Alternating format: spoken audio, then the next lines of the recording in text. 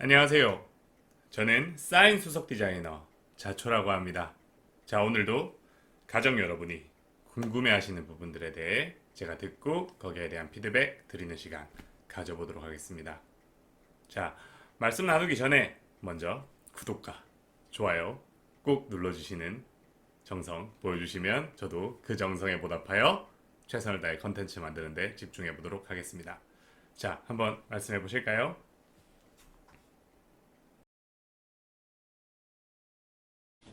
선생님, 남자들은 대체 왜 바람 피우는 걸까요?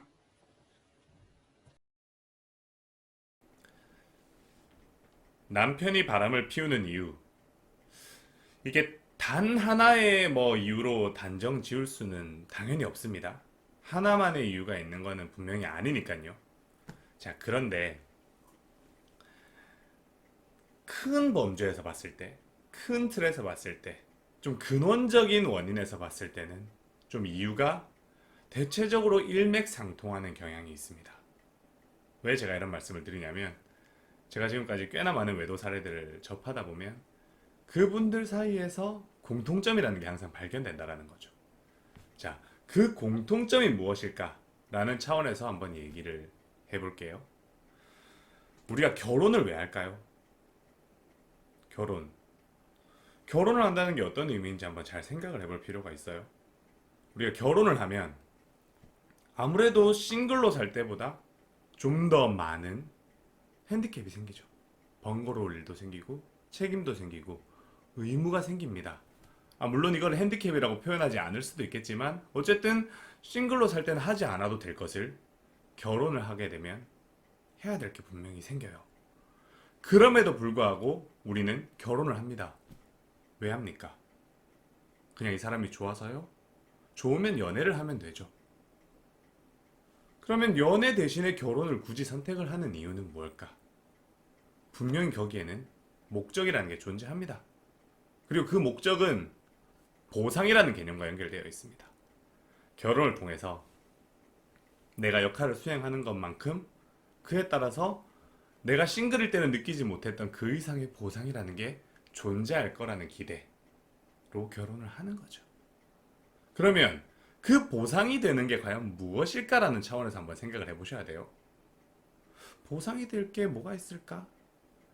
과연 어떤 포인트에서 남자들은 보상을 받았다는 생각을 하면서 결혼을 잘했다는 생각이 들까? 라는 부분에 대해서 생각을 해보면 이런 거예요. 거의 대부분의 남자들, 모든 남자라고 해도 사실 예외 사례가 별로 없습니다. 거의 대부분의 남자들은 결혼을 하게 되면 그 결혼을 통해서 새로운 지위를 획득합니다. 그죠? 남편이라는 지위도 획득하고요. 사위라는 지위도 획득하고요. 아이를 낳으면 아이 아빠라는 지위도 획득을 하고요. 그 다음에 사회적으로 봤을 때 누구 남편, 만약에 내 와이프가 미경이다 라고 한다면 미경이 남편, 서영이다 라고 하면 서영이 남편, 이런 식으로 누군가의 남편이라는 지위도 생기게 되고요. 또 사회적으로 봤을 때 저 사람은 때가 되어서 남들 다 하는, 남들이 꼭 통관해야 되는 그 관례적인 절차, 하지만 그게 쉽지만은 않은 그 절차를 무사히 잘 완수한 기혼자다 라는 또 지위가 발생을 합니다. 그러면 그 지위에 따른 다양한 역할들이 부여가 되겠죠. 그러면 그 역할 수행을 모든 남자들은 최선을 다합니다. 근데 이 최선이라는 게 자기가 알고 있는 범주에서의 최선이에요.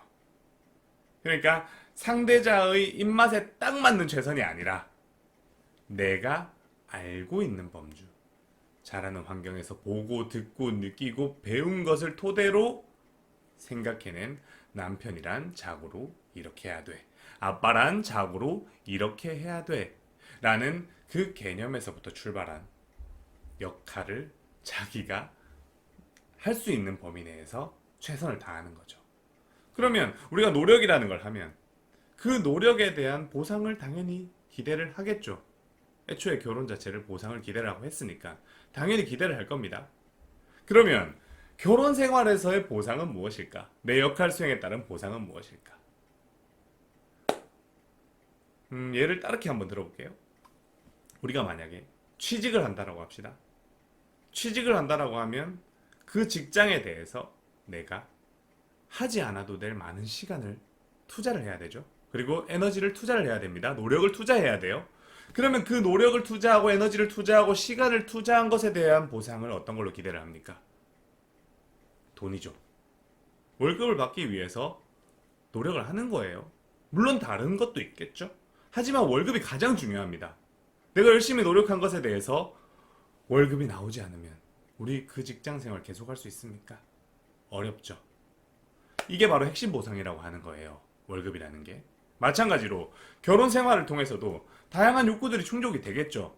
하지만 그 중에서도 가장 핵심 보상이라는 부분이 있다라는 겁니다. 그게 바로 무엇이냐면 내 역할 수행으로 인해서 내 가족 구성원들이 내 역할 수행을 잘했다고 인지하고 있고 그로 인해서 나에게 잘했다는 피드백을 해주는 거예요. 뭐 감동받았다는 표현을 해준다든가 감사하다는 표현을 해준다든가 칭찬을 해준다든가 치아를 해준다든가 하는 식으로요. 그러면 그런 칭찬과 치아와 감동과 감사의 표현 속에서 남자들은 무엇을 느끼냐면 아, 내 존재 가치가 뛰어나다는 것을 인정받고 있구나, 증명받고 있구나 라는 부분을 느끼게 됩니다. 그 속에서 희열감과 쾌감을 느껴요. 그 희열감과 쾌감은 그 어느 곳에서도 얻기 힘들고 그 어떤 것과도 비교할 수 없는 굉장히 커다란 희열감입니다. 심지어 남자들은 부부관계, 이 섹스라는 활동에서도 우리는 보통 남자는 성욕의 동물이다 라고 선입견으로 생각을 하시는 경우들이 종종 있어요. 모든 분들이 그렇게 생각하는 건 아니겠지만 근데 남자들이 실제로 성욕을 느끼는 시간은 저번 영상에서도 말씀드렸듯이 짧습니다. 그 이상의 것을 원한다는 거예요. 무엇에서 만족감을 느끼냐면 내가 아내를 만족시켜 줌으로써 아내가 내 그 행위를 통해서 흥분하고 좋아하고 막 만족하는 모습들을 보면서 야, 내가 남자 구실을 정말 잘했구나. 아, 내가 진짜 뛰어난 수컷이구나. 라는 인식들을 느끼면서 쾌감을 느낀다는 거죠. 그 정도로 남자에게는 인정받고자 하는 욕구는 굉장히 중요한 욕구입니다. 그러면 이 욕구가 잘 채워지면 그 남자는 점점 슈퍼맨이 되어갑니다. 아내가 내가 뭔가 노력을 했을 때 거기에 대해서 고마워해주고 좋아해주고 감동을 표현해주고 진심으로 감사를 표현을 해주면 이야, 내가 아내에게 있어서 뛰어난 남편이네. 야, 나의 존재 가치는 더 높아졌어. 야, 이 보상 너무 짜릿한데 더 열심히 해야겠어. 라는 생각이 들면서 아내에게 더 많은 만족감을 주기 위해서 노력을 하는 거고요. 거기에 따라서 아내가 지속적으로 피드백을 잘 해주면 당신의 노력이 굉장히 나는 인정하고 있어요. 당신의 노력이 잘하고 있다라고 나는 인정하고 있어요. 라는 피드백을 잘 전달해주면 남편은 점점 더 아내를 위한 맞춤형 남편으로 변모해가는 거죠. 아빠도 마찬가지고요. 아이들에게 긍정적인 피드백을 받는다던가 아이들에게 역할을 아주 잘한다고 아내에게 긍정적인 피드백을 받으면 아빠는 더 멋진 아빠로서 거듭나기 위해서 노력을 하게 되는데 문제는 아까 말씀드린 것 중에 하나, 남편은 내 입맛에 딱 맞는 노력을 하는 게 아니다. 자신이 알고 있는 범주 내에서 노력을 하다 보니까 아내인 내 눈에서 보기에는 부족한 면들이 너무나도 많은 겁니다. 그러다 보니까 어때요? 잘하는 모습을 인정하고 칭찬하고 감동하고 감탄하는 데 집중하기보다는 내가 서운한 부분, 좀 이제 부족하다고 생각되는 부분, 아, 요것만 개선하면 정말 좋을 것 같은데 싶은 부분들에 집중을 하면서 남편에게 개선을 요구하거나 질책하거나 비난하거나 비아냥거리거나 비꼬거나 하는 식으로 상대방이 부족한 부분들에 자꾸 포커스를 맞추고 언급을 해버리는 거예요.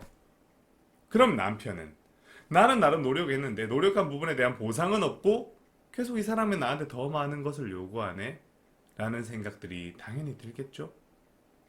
다시 아까 직장의 비유로 돌아가서 이 상황을 똑같이 보면 사장이 내가 열심히 일하는데 그 사장이 돈을 안 줘요.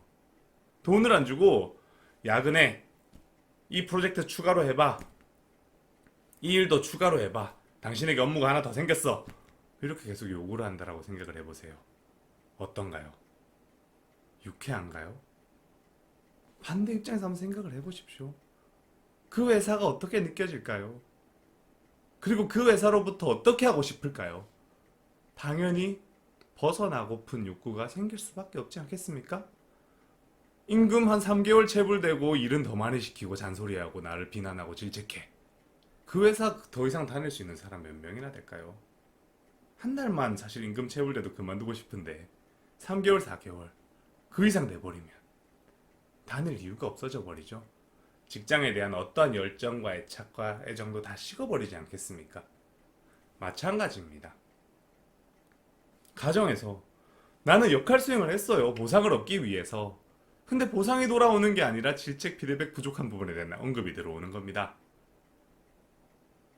그러면 어때요?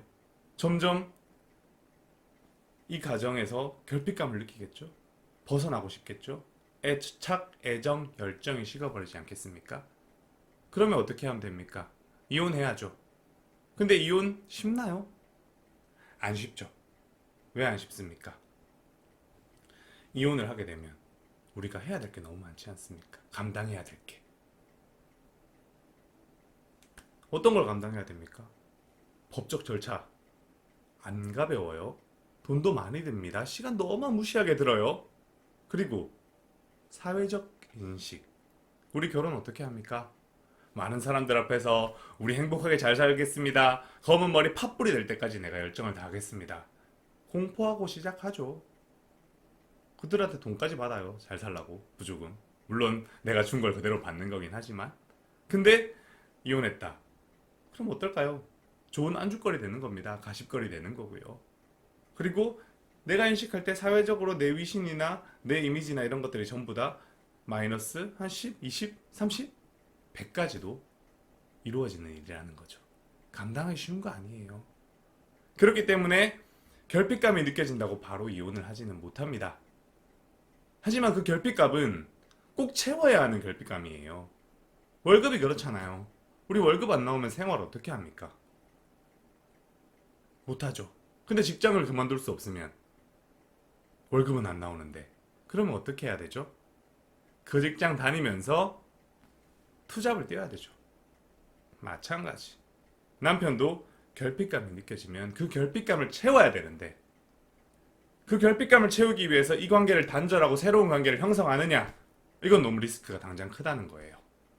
그러다 보면 다른 영역에서 그 결핍감들을 채우기 위해서 노력하는데 그게 어떤 식으로 드러나냐면 하나,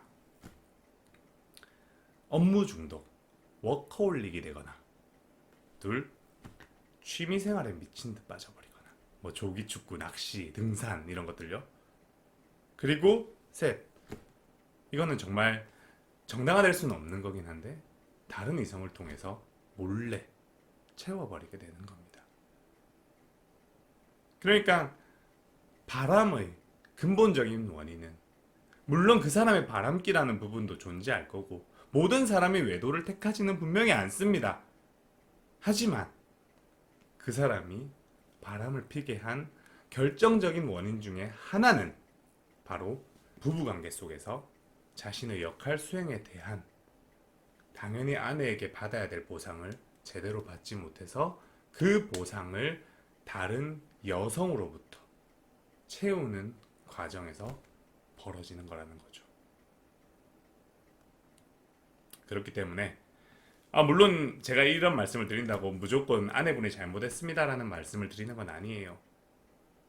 왜냐면 사람과 사람이 대단히 다른 존재잖아요. 사람이 다르기 때문에 욕구도 다르고 이해도도 다르고 어떤 사물이든 그걸 받아들이는 방식이나 패턴도 다르지 않습니까? 그러다 보니까 남편이 뭘 원하는지 어떤 것이 부족한지를 내가 정확하게 캐치하기는 어려워요. 감각만 가지고는요. 그리고 남편도 사실 아내의 니즈에 맞추기 위해서 노력을 사실 좀 더 했었어야 되고, 자신이 서운한 부분이 있으면 그런 부분들을 잘 표현을 해서 대화로 풀어갔어야 했는데 그걸 잘 못한 건 맞습니다. 근데 이거는 누군가의 사실 잘못이라고 정확하게 딱 규정을 짓기보다는 약간 좀 사회적인 문제랑도 결부가 되어 있는 부분일 거예요. 왜냐면 우리는 결혼을 해서 행복하게 살아가기 위해서는 무엇을 해야 되는지에 대해서 어디에서도 배운 적이 없기 때문에, 부모님도 안 가르쳐 줬고요. 어떤 공교육 기관에서도 우리는 배운 적이 없습니다. 그러니까 몰라서 서로 간에 오해의 간극이 커지다 보니까 절대로 선택하지 말아야 될 비행인 외도를 선택하기도 한다라는 거죠. 아시겠죠? 그러니까 남편이 왜 외도를 했냐라는 부분에 대해서 생각을 할 때는 항상 남편의 결핍감이라는 부분과 결부시켜서 한번 생각을 해보시자 라는 거고, 그러면 남편이 이미 외도를 시작했다면 이걸 어떻게 해결을 해야 되냐 라는 차원에서는 우리가 뭐 따로 다시 이야기를 해보거나 아니면 저한테 직접 찾아오셔서 그 풀어가는 과정을 함께 진행을 해보면 될 것 같습니다. 자, 오늘 얘기가 길었는데요. 중요한 얘기라서 조금 길게 설명을 했어요. 어쨌든 제 이야기 오늘 들어주셔서 감사하고요.